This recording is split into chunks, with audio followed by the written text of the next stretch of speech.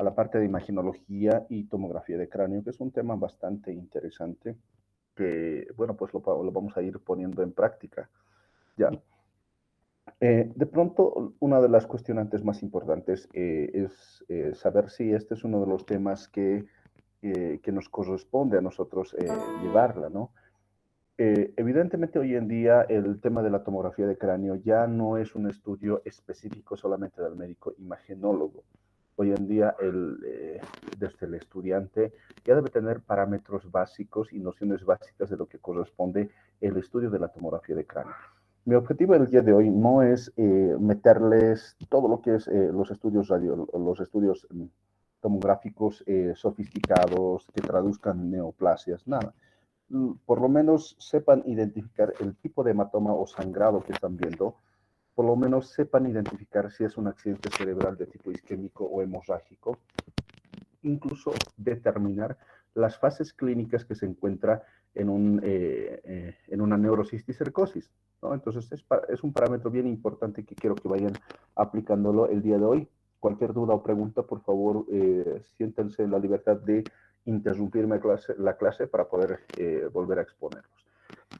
La tomografía de cráneo tiene, bueno, en realidad toda la tomografía tiene como medio de descripción de las imágenes a través de la escala de Hounsfield. Sabemos que la escala de Hounsfield es una serie de medidas que aproximadamente conlleva 4.000 densidades, ¿no? Entre ellos vamos a tener imágenes oscuras, grises y obviamente las blancas. Pero sin embargo, vamos a ir concluyendo de que el estudio imagenológico, en este caso la tomografía, a través de la escala de Hounsfield, nos resume en estas tres determinaciones. El término hiperdensidad para referirnos a un tono blanco, isodensidad para referirnos a una imagen gris y una imagen hipodenso para referirnos a una imagen oscura o negra, ¿ya? Obviamente la escala de Hounsfield consiste en determinar, digamos, cada estructura anatómica. Por ejemplo, el páncreas tiene entre 20 a 40 unidades Hounsfield. Y es así como reconozco qué tipo de estructura es lo que estoy viendo, ¿no? Por ejemplo, el riñón igual 20 a 40, el corazón entre 40 y 50 y así sucesivamente. Lo más importante es que es un tanto más complejo determinar las escalas de Hounsfield por medidas, pero sin embargo nosotros lo vamos a utilizar solamente estos términos. Algo que quiero que por favor lo vayan repasando de forma minuciosa son este cuadro, ¿no? En realidad, las densidades tomográficas de la escala de Hounsfield, en este caso primero vamos a hablar de lo que es hiperdensidad. La hiperdensidad hace referencia al color blanco, ¿ya? Esa imagen blanca en tomografía puede ser de curso patológico o de curso normal, ¿ya? Es decir, que en condiciones normales también podemos observar imágenes blancas o hiperdensos. ¿Qué cosas pueden llegar a ser hiperdensos pero de curso normal? Lo primero es hablar del hueso. Fíjense, el hueso que rodea, en realidad la calota que rodea al tejido cerebral para protegerle, corresponde a una densidad hiperdenso. A su vez, en algunos casos vamos a llegar a tener dos tipos de calcificación, dos estructuras calcificadas. Entre estos vamos a tener en la parte posterior, en los cuernos posteriores, dos imágenes ya de bordes regulares, simétricas, que se originan en ambos lados, que corresponden a los plexos coroideos. Y otra que se encuentra en la parte anterior y media, que corresponde a una calcificación normal de la glándula pituitaria. Entonces, estas son las calcificaciones que vamos a observar en condiciones normales. El resto ya se consideran patológicos. Una de las características que debemos saber identificar es la localización de esas calcificaciones. ¿Está bien? Sin embargo, en condiciones patológicas también también existen imágenes hiperdensas. Entre estos vamos a hablar las calcificaciones de curso maligno, de curso patológico, ¿ya? Como ser la neurocisticercosis y la toxoplasmosis, que son dos calcificaciones que lo vamos a ir observando en estas condiciones, ¿ya? Otra característica, vamos a ir hablando que el término hiperdensidad corresponde a coágulos de evolución reciente. Es decir, si en este momento me dan un golpe con un mazo en la cabeza, en menos de 5 minutos se llena y sacamos tomografía, obviamente se va a observar una imagen hiperdensa como esta. Por ejemplo, esta es una imagen hiperdensa de bordes irregulares que se encuentran dentro del parénquima cerebral, corresponde a un hematoma o hemorragia intraparenquimatosa, que comúnmente, clínicamente lo conocemos como un accidente cerebrovascular de tipo hemorrágico, ¿ya? Entonces, es así como vamos a ir reconociéndole el material metálico, el meningioma, que es un tumor benigno de bordes circulares, se observa como una imagen hiperdensa. Estas imágenes generalmente lo vamos a observar como hiperdensas. ¿Qué son isodensidad? Isodensidad vamos a hablar que es un tono gris que generalmente corresponde al tejido cerebral, condiciones normales. En condiciones patológicas pueden llegar a ser lo que es el astrocitoma, que es una neoplasia maligna que habitualmente se va delimitando por un halo hipodenso, ya con presencia o con presencia de un desplazamiento de la línea media hacia el lado contralateral del lado de la lesión, ¿ya? Tal cual estamos observando, en este caso, esta tendría que ser un astrocitoma, un ejemplo. En algunos casos vamos a observar esa isodensidad en coágulos de evolución subaguda que más adelante les voy a ir mostrando, ¿ya? Entonces, son aspectos importantes que quiero que lo vayan tomando en cuenta a la hora de describir, ¿ya? Hipodensidad. Existen dos tipos de hipodensidad, una hipodensidad relativa y una hipodensidad absoluta. Y acá lo vamos mostrando. Fíjense, estos dos tonos son tonos muy distintos, ¿ya? Por lo tanto, esto es una hipodensidad relativa que es un tanto más opaco y esta es una hipodensidad absoluta. Esta hipodensidad relativa, como lo que les estoy mostrando con opacidades, puede ser desde tejido, desde el líquido, lo que están observando, el líquido cefalorraquídeo, ya, y obviamente esto vamos a determinar que son los ventrículos laterales, donde discurre el líquido cefalorraquídeo. ¿Dónde vamos a encontrar zonas isquémicas? Habitualmente en el tejido parenquimatoso. Sabemos que el tejido cerebral recibe una gran parte del flujo sanguíneo ya corporal, el cual se encarga de llevar oxígeno hacia el tejido, hacia el tejido cerebral, ¿no? Estos vasos sanguíneos cerebrales, las arterias cerebrales media, anterior y posterior, generalmente son las responsables de dar o nutrir al tejido cerebral. Por lo tanto, cuando uno de estos tejidos logra taponearse, perdón un momentito, por favor.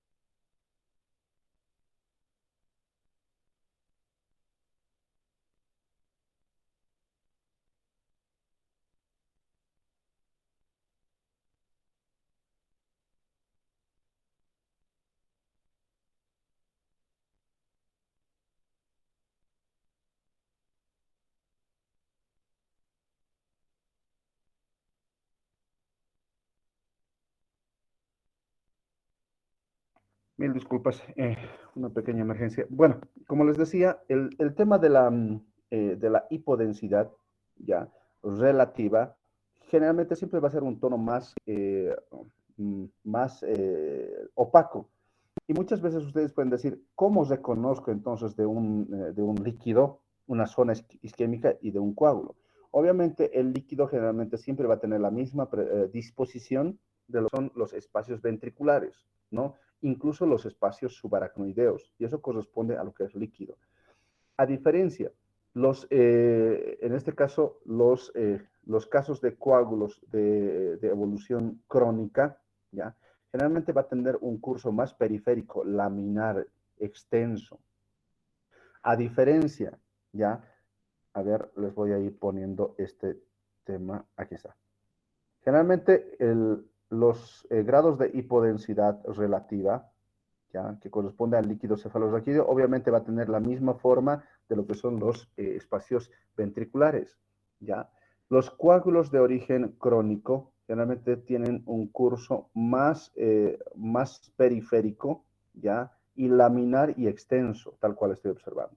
A diferencia, las isquemias generalmente ya comprometen el tejido cerebral como tal y tienen bordes irregulares, tal cual estoy expresándolo en esta imagen.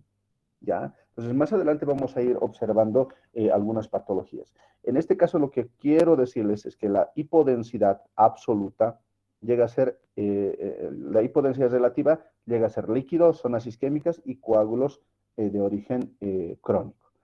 Las zonas isquémicas se refiere a que un territorio, un vaso sanguíneo, en este caso la arteria cerebral media, queda taponeado por un trombo o un ateroma, ¿ya? Lo que va a producir es una disminución del flujo sanguíneo en todo ese territorio de influencia, ¿ya? De la arteria cerebral media anterior o posterior, produciendo un evento que se denomina isquemia, ¿ya? A eso se le conoce como accidente cerebrovascular de tipo isquémico, ¿ya?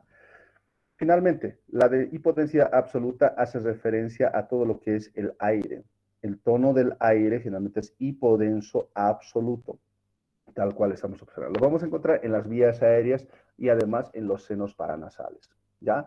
El uso de la tomografía es variado, se puede ver desde todo punto de vista, desde un corte axial, un corte coronal, un corte sagital, como también a partir de estos tres cortes se puede hacer incluso una reconstrucción tridimensional de una estructura anatómica, ¿ya? Esto es la parte de lesiones, bueno, esto es la parte de las patologías que vamos a ir viendo o tendría que verse en la tomografía o las indicaciones que conlleva a que nosotros como médicos solicitemos una tomografía, ¿ya? Entre ellos tenemos lesiones primarias que generalmente son de origen traumático y las lesiones secundarias son secundarios a enfermedades. Enfermedades crónicas como ser las enfermedades cerebrovasculares, ya sea adquirido o congénito. En este caso, adquirido o congénito, hablamos de los aneurismas y las famosas MAPS. MAPS significa malformaciones arteriovenosas. Estas malformaciones o aneurismas pueden llegar en algún momento, tienen la pared débil. Ante cualquier cambio mínimo de la presión, obviamente estos pueden llegar a explotar o reventar. Entonces, esta condicionante produce una serie de particularidades que llega a producir sangrado dentro del tejido cerebral. Las neuroinfecciones como la neurocisticercosis, toxoplasmosis, meningitis y tuberculosis son patologías que van a conllevar a que utilicemos la tomografía, salvo la neurocisticercosis intraventricular, donde el estudio de primera elección o el estudio gold estándar es la resonancia magnética nuclear, ¿ya? Las neoplasias también hace uso de los hemangiomas, si bien hace uso de lo que son los cuadros neoplásicos, si bien ahí la forma de determinar definitivamente el grado de invasión del tejido cerebral es a través de la resonancia magnética. Lo que hoy vamos a ir hablando son los tipos de hematomas. Los hematomas pueden ser intraaxiales cuando se encuentran por fuera de las meninges y por dentro de las meninges intraaxiales, perdón, y extraaxiales cuando están fuera de las meninges. Entre las extraaxiales tenemos el hematoma epidural y sutural. Intraaxial, contusión hemorrágica, intraparenquimatoso, subaracnoideo, hematoma intraventricular. además tenemos la lesión axonal difusa. Entre estos vamos a hablar que los 6 primeros corresponde realizarles tomografía. Pero sin embargo, la lesión axonal difusa es una patología que habitualmente por tomografía no se le visualiza. Vamos a tener clínica de deterioro neurológico, pero sin embargo con una tomografía dentro del parámetro normal. Para determinar si es una lesión axonal difusa, pedimos una resonancia magnética. ¿Ya? Empecemos con el primero, el hematoma epidural. El hematoma epidural es una entidad patológica de origen traumática que tiene como objetivo realizar, que tiene una particularidad morfológica. En este caso, el hematoma epidural, lo primero que vamos a hablar es de curso agudo, ¿ya? Es de instalación rápida. Debido a eso, obviamente va a ser hiperdenso el color. Fíjense, ¿no?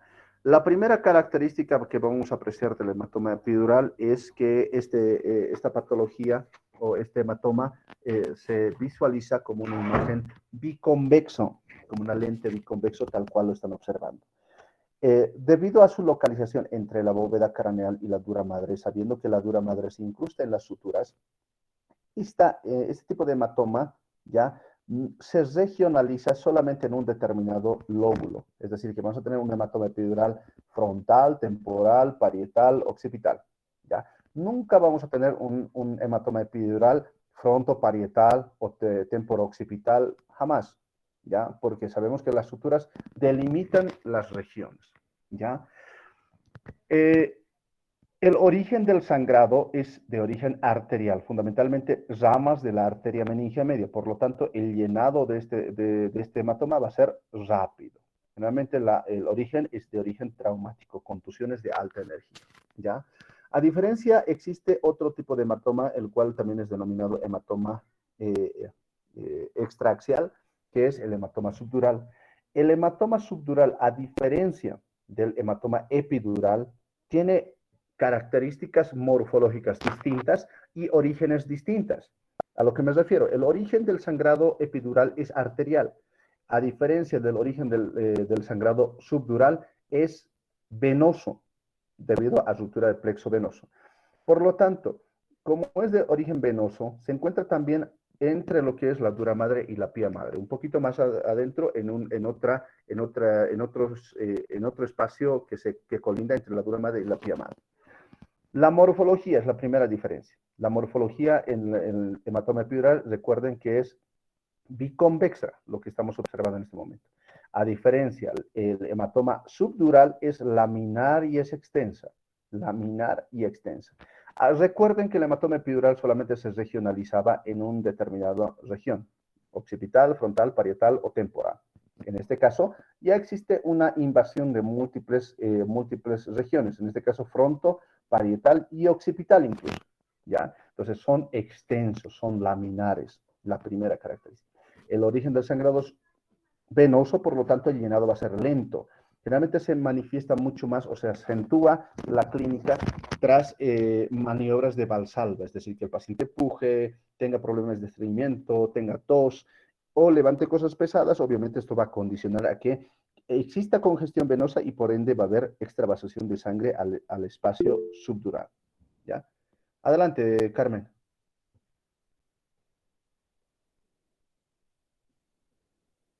Doctor, buenas noches. Una consulta. Cuando usted dice que es laminar, ¿cómo es la imagen laminar? Por favor, si pudiera detallar eso. Gracias.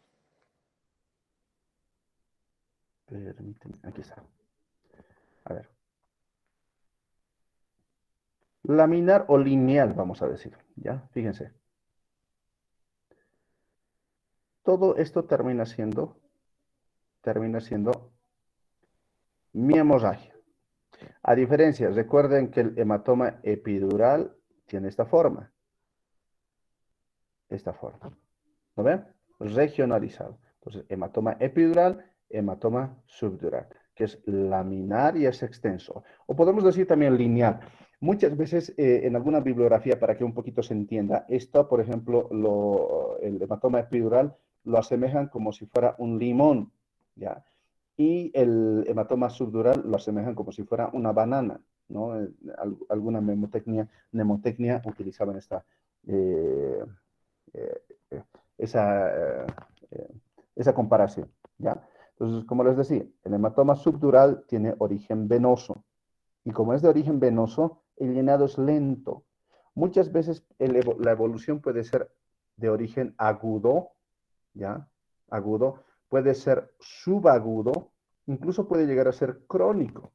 Entonces, ¿cómo diferenciamos entre un hematoma subdural agudo, subagudo o crónico?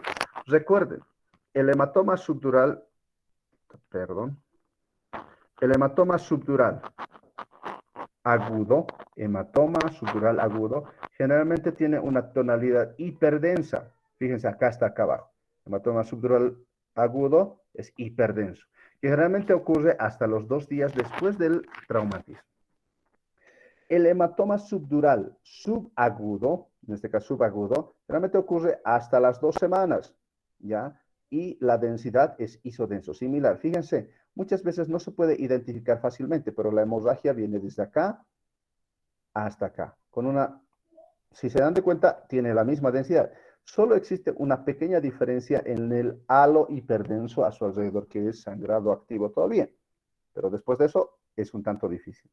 El hematoma subdural crónico, como podrán ver, ya tiene un tono más hipodenso, es decir, más oscuro, ya más negrito. Entonces, esas son las características diferenciales. Un hematoma subdural agudo, subagudo y crónico. No se olviden, la forma de diferenciarlo. ¿Se ha entendido? ¿Alguien tiene alguna pregunta antes de pasar a otra diapositiva?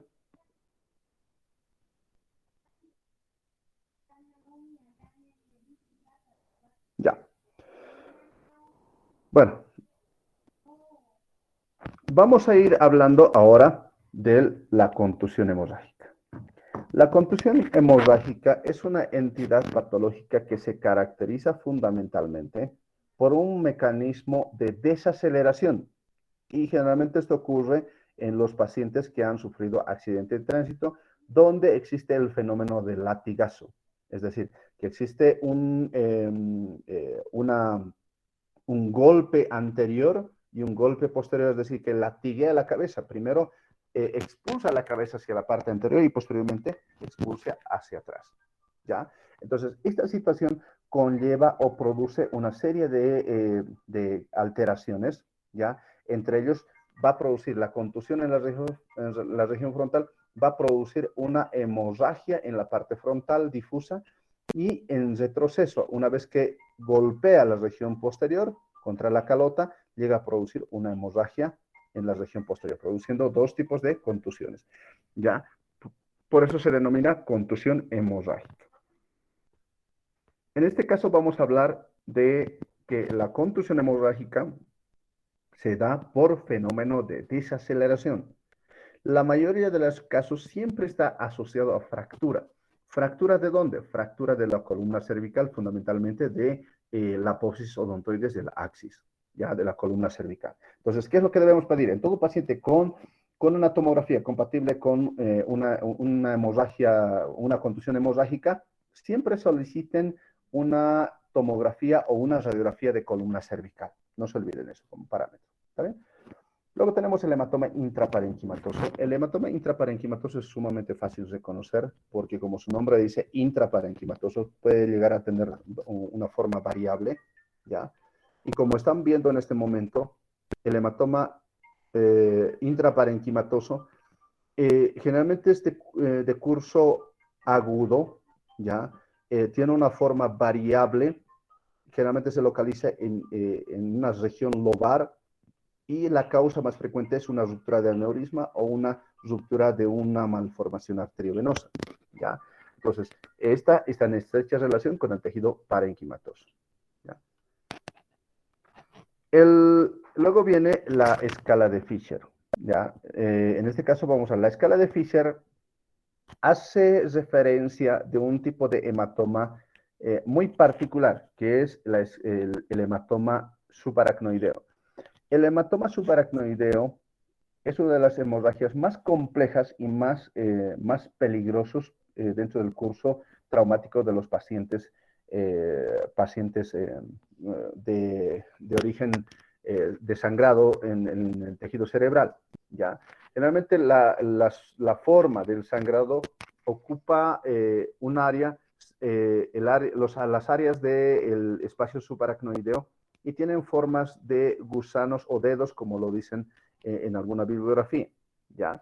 Entonces, para determinar los tipos de hematoma subaracnoidea, debemos tomar en cuenta que la hemorragia se encuentra en el espacio subaracnoideo y que puede ir progresando desde la región parenquimatosa hasta lo que es el espacio intraventricular.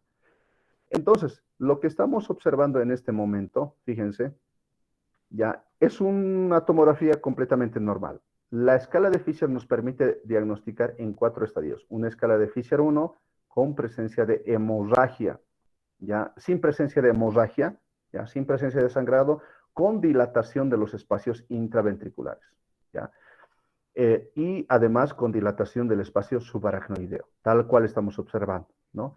A diferencia, la escala de Fisher o Fisher 2, ya existe un sangrado lineal, ¿ya? Un sangrado lineal que puede llegar a ser menor a 1 milímetro de grosor, que son bien minuciosos, ¿no? Que están en relación a los espacios subaracnoideos. Un Fisher 3 ya prácticamente ya llega para complementar, ya llega a formar un coágulo intraparenquimatoso. Y un Fisher 4, aparte de los coágulos intraparenquimatosos, como lo que estamos observando, se logra observar un coágulo intraventricular. ¿Está bien? Entonces, estas son algunas particularidades que vamos a ir observando dentro de lo que es el hematoma subaracnoideo. Entonces, el hematoma subaracnoideo va de afuera hacia adentro, no se olviden. A diferencia, el hematoma intraventricular va de adentro hacia afuera, tomando en cuenta lo que es los espacios subaracnoideos. El hematoma intraventricular tiene como causa fundamental el sufrimiento fetal agudo, que generalmente un niño que se tranca en el conducto, en el canal del parto y no logran nacer,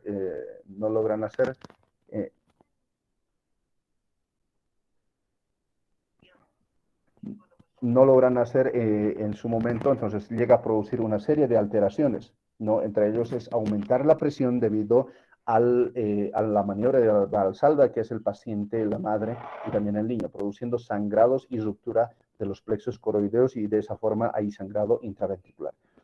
La hemorragia o hematoma intraventricular está catalogada o está clasificado de acuerdo a la clasificación de Volpe y la clasificación de Papillé, que son clasificaciones tomográficas y clasificaciones ecográficas. Entre ellos, ambos expresan lo mismo, tomando en cuenta que tanto la clasificación de Papillé o de Volpe expresan lo mismo. Un grado 1, vamos a tener un sangrado laminar o un sangrado menor al 10%.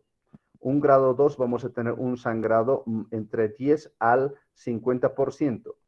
Un grado 3 vamos a tener un sangrado de más del 50% y un grado 4 que va a salir incluso, aparte de lo que va a ocupar el 100% del espacio ventricular, vamos a tener hemorragias intraparenquimatosas, ¿ya? Esto haciendo alusión a lo que es a la clasificación de Volpe y a la clasificación de Papillé. ¿Está bien? Entonces, esas son las clasificaciones que corresponde hablar de hemorragias intraventriculares.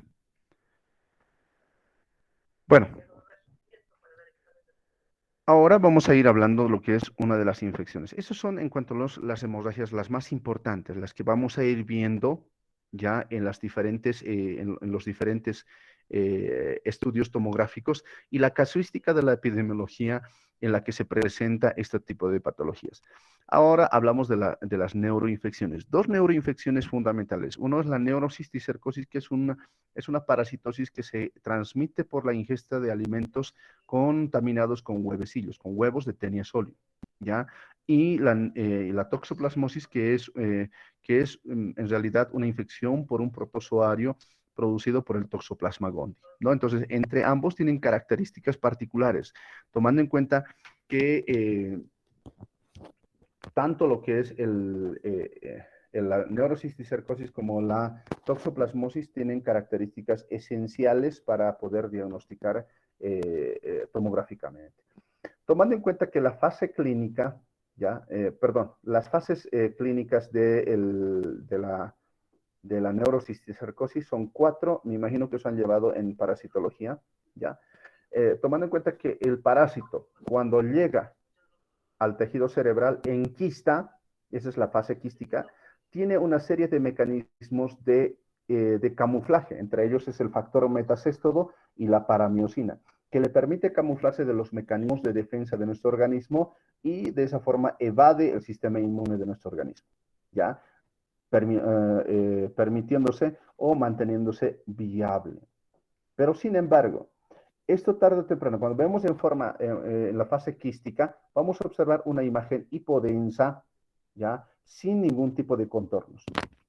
Sin embargo, cuando ya observamos, fíjense, en una fase encefálica, vamos a lograr observar un halo hiperdenso fino, que corresponde a un tejido inflamatorio, ¿ya? A un tejido inflamatorio producido por la degeneración o la disminución de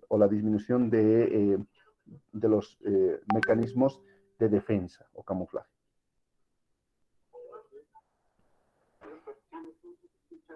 Luego tenemos en la fase degenerativa. En la fase degenerativa ya existe un grado de depósitos de calcio, produciendo un engrosamiento de esa pared y obviamente el centro, la mitad interno de lo que es la imagen quística, aún sigue permaneciendo vital, ¿ya? Entonces, produciendo un anillo grueso, hiperdenso, con un centro hipodenso, tal cual estamos observando. Y finalmente, este tejido, ya en algún momento empieza a degenerarse por completo y llega a calcificarse. En su integridad se observa una imagen ya prácticamente hiperdenso. Entonces, en este caso, por ejemplo, ¿en qué fase estamos observando? ¿Alguien puede decirme qué fase estamos viendo? Calcificada, doctor. Fíjense, fíjense acá al centro, fíjense, existe una zona negrita todavía, una zona hipodensa, por lo tanto es una fase degenerativa. Cuando está calcificada, esta es la fase calcificada. ¿Está bien? Una característica de la neurocisticercosis tiene bordes regulares, bordes bien definidos, circunscritos, ¿ya? Que no llega a pasar más de los 5 centímetros de diámetro. Sin embargo, la toxoplasmosis es todo lo contrario. La toxoplasmosis, ¿ya? Primero que pasa más de los 5 centímetros. Segundo, tiene formas irregulares, ¿ya? Esa es la característica esencial de la toxoplasmosis con la neurocisticercosis. La neurocisticercosis, ojo, son de bordes regulares.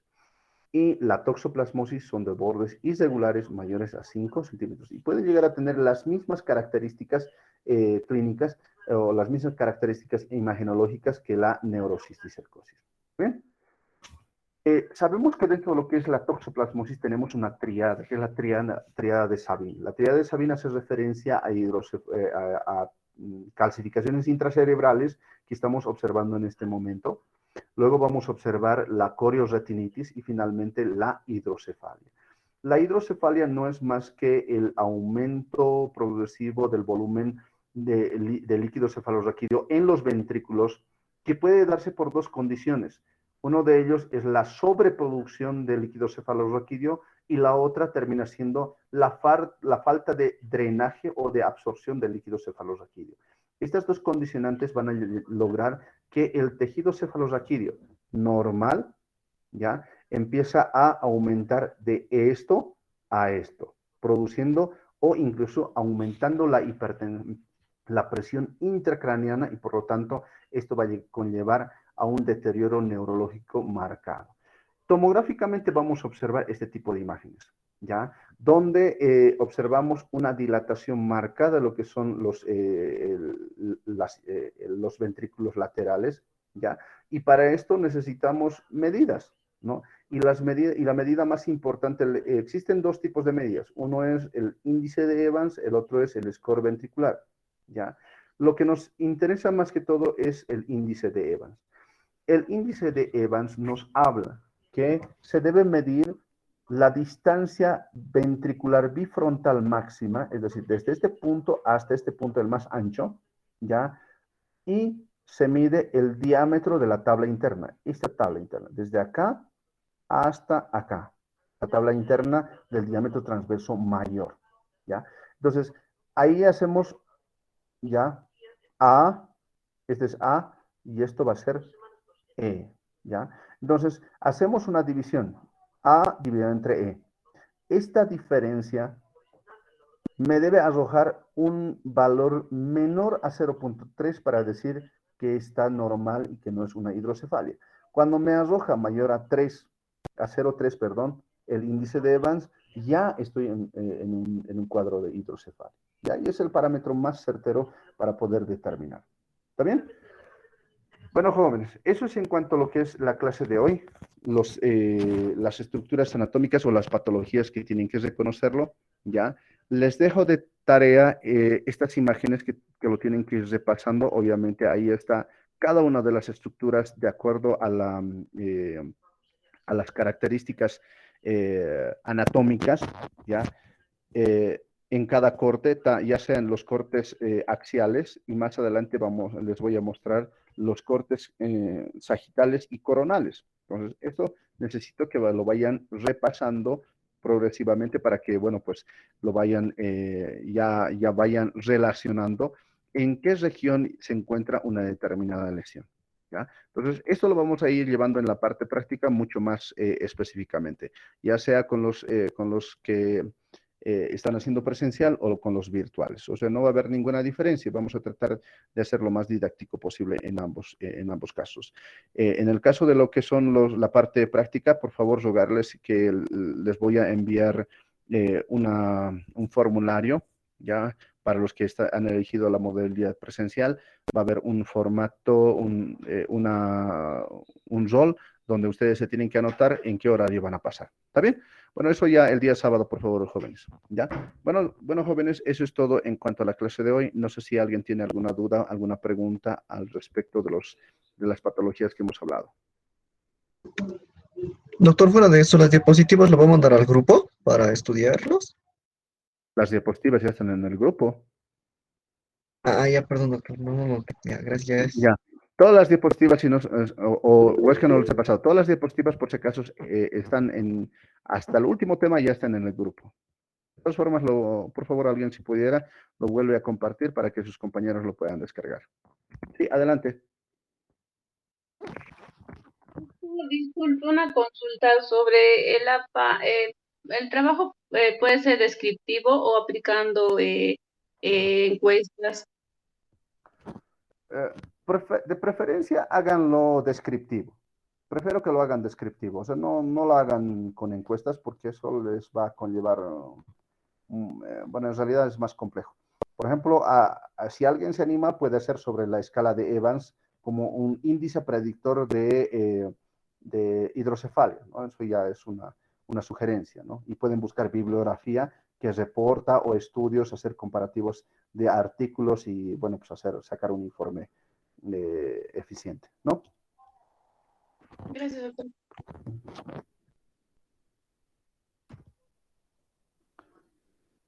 Bueno, jóvenes, yo creo que con eso acabamos. Por favor, les rogaría vuelvan a compartir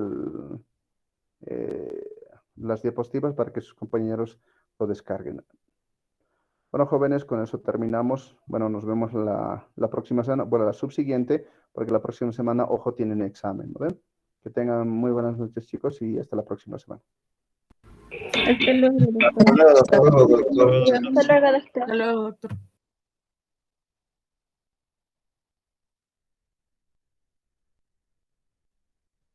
Buena onda el doc, ¿no?